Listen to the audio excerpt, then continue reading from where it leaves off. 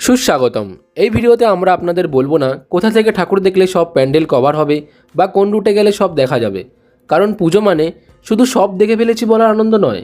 আজকাল অনেকেই সোশ্যাল মিডিয়ায় ক্যামেরা হাতে প্যান্ডেল থেকে প্যান্ডেলে দৌড়ায়, কিন্তু ভুলে যায় মাকে অনুভব করা যায় ক্যামেরায় নয়, হৃদয়ে। দূর থেকে দাঁড়িয়ে যদি কয়েক মুহূর্ত চুপচাপ মায়ের চোখের দিকে তাকানো যায়, তবেই বোঝা যায় এই পুজোর আসল স্বাদ আর মাহাত্ম্য।